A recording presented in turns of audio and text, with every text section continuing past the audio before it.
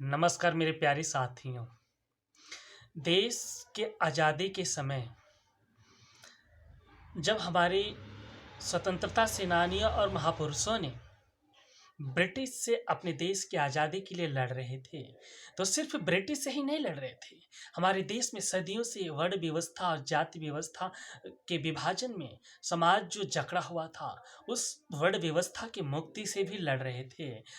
जिसे मुक्ति दिलाने के लिए संविधान सभा के द्वारा, जिसकी अध्यक्षता बाबा साहब भीमराव अम्बेडकर कर रहे थे, उनकी अध्यक्षता में लिखी गई संविधान में जो मौलिक अधिकार दिया गया अनुच्छेद 14 से लेकर 32 तक, उनमें समानता और स्वतंत्रता, धार्मिक निरपेक्षता, शोषण से मुक्ति का अधिकार, शिक्षा का अधिकार, सांस्कृतिक अधिकार, समस्त अधिकारों को दे करके बाबा साहब अम्बेडकर ने समाज को, पूरे देश को जातीय ऊंच नीच के भेदभाव से मुक्त किया, ताकि हमारा देश जो कि 4 वर्ग में विभाजित था, तो उसमें सिर्फ और सिर्फ संसाधनों पे क्षत्रिय समाज, क्षत्रिय वर्ग और ब्राह्मण वर्ग का अधिकार था। शिक्षा, जमीन और नौकरी में इन्हीं का व्यापक अधिकार था। बाकी जो वैश्य समाज था, दलित समाज था, उनको निचला दर्जा दिया गया था। संसाधनों पे इनको पूर्ण अधिकार नहीं दिया गया था।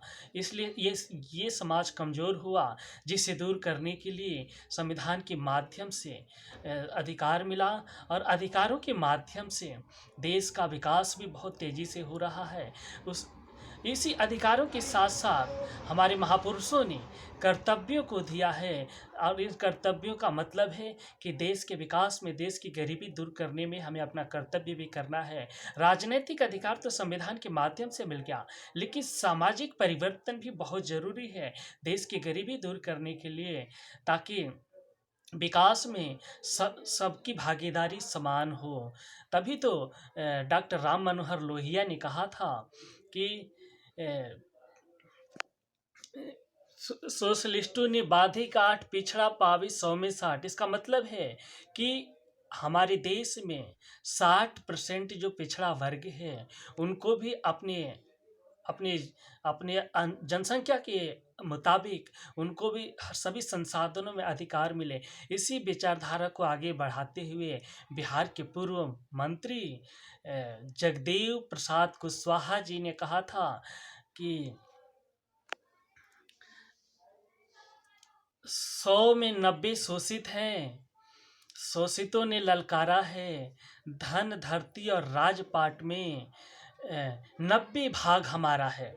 अपनी जिसकी जिसकी जितनी जनसंख्या भारी, उतनी उसकी हिस्सेदारी। इसी विचारधारा को आगे बढ़ाते हुए समय समय पर हमारे महापुरुषों ने, हमारे राजनीतिक नायकों ने संघर्ष किए, जिससे देश का विकास, बहुजन समाज जिससे बहुजन समाज का भी देश में विकास हो रहा है।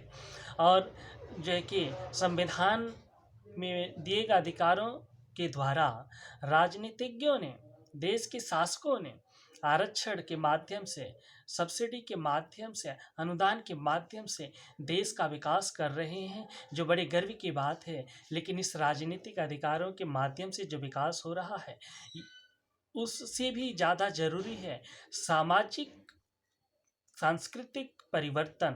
सामाजिक और सांस्कृतिक परिवर्तन के द्वारा भी समाज का सहयोग अगर होगा, तब देश और तेज़ी से विकास करेगा।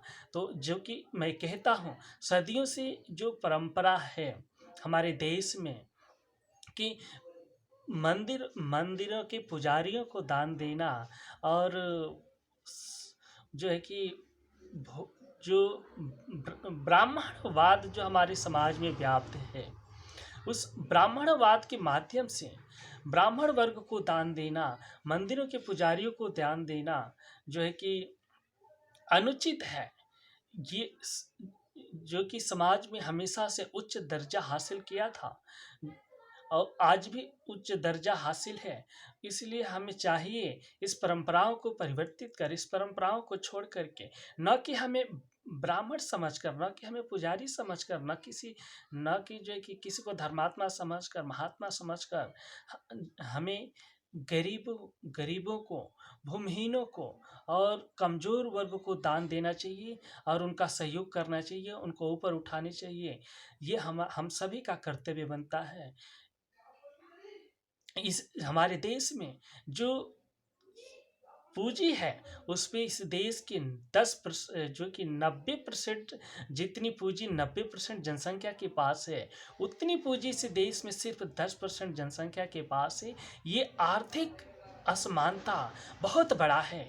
इसको दूर करने के लिए भी हम लोग अगर ये प्रयास करते हैं कि गरीबों को ऊपर उठाने के लिए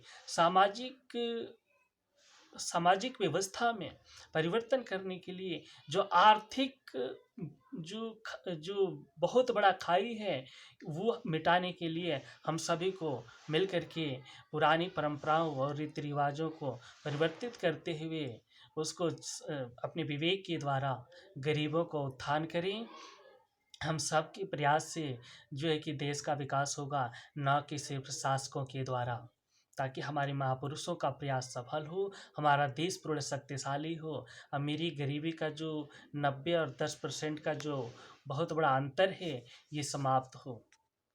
जय हिंद, जय भारत, जय भीम, जय भारत।